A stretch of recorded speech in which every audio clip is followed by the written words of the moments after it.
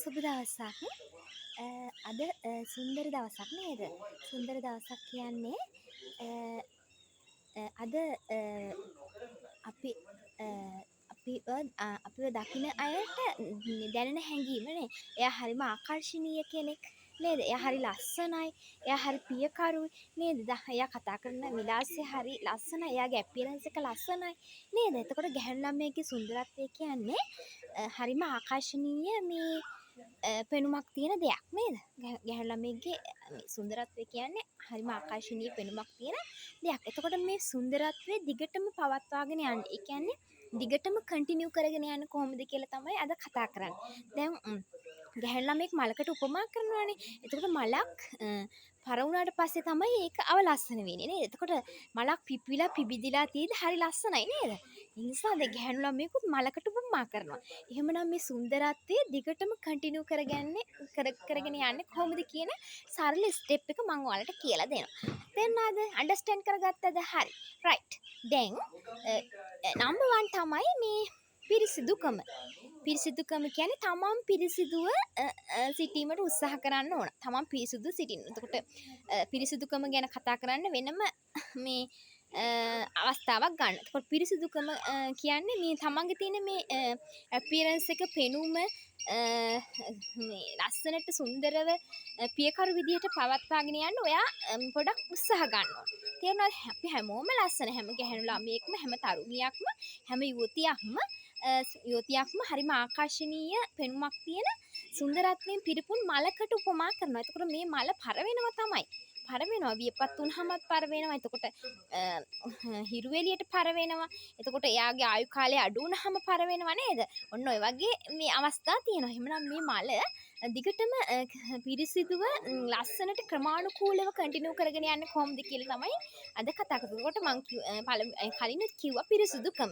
එතකොට පුතේ දැන් මේ අපේ අපියරන්ස් එක, අපේ පෙනුම, අපේ ෆිගර් එක. අපේ ෆිගර් එක මේන්ටේන් කරගන්න ඕන. එතකොට අපේ ස්කින් ටයිප්ස් තියෙනවා. එතකොට මේ ස්කින් ටයිප්ස් ගත්තාම ඔයිලි ස්කින් එකක් තියෙනවා, ඩ්‍රයි ස්කින් එකක් තියෙනවා, වෙට් ස්කින් එකක් තියෙනවා, ඩාර්ක් ස්කින් එකක් තියෙනවා, ෆෙයර් ස්කින් එකක් තියෙනවා. එතකොට එතනින් අපතර තව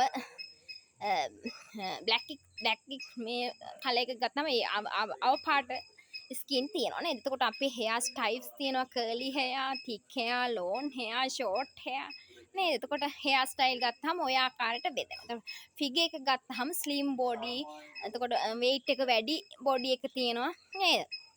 එතකොට මහත් මේ ශරීර තියෙන. එතකොට ඔන්න ඔය විදිහට මේ ෆිගර් එක වෙනස් වෙනවා.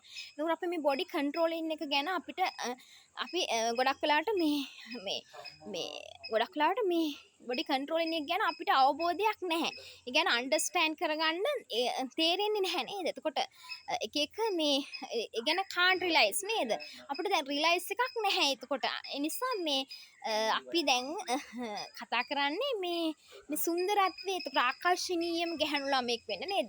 පුතේ දරුවනේ තරුණ යුවතියනේ තරුණියනේ.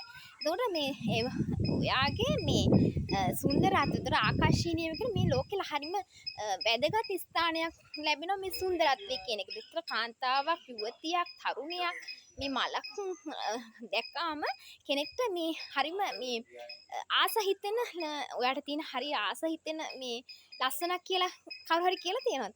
හරි නේද? අන්න ඒ වගේ ඔයාට හරි ඇට්‍රැක්ටිව් පර්සන් කෙනෙක් කියලා ඔයාට කියලා තියෙනවද? එහෙනම් you can proud it නේද? ඔව් හරි. දැන් එතකොට දැන් බලමු අපි මේ සුන්දරත්වය මේ රැකගන්නේ කොහොමද කියලා. එහෙමනම් ඔබේ සුන්දරත්වයේ දිගටම කන්ටිනියු කරගෙන ගියොත් ඔබේ පියකරු බව ලස්සන සුන්දරත්වයේ යුතු පිරිපුන් මේ පුද්ගලයෙක් බවට පත් වෙන්න පුළුවන්.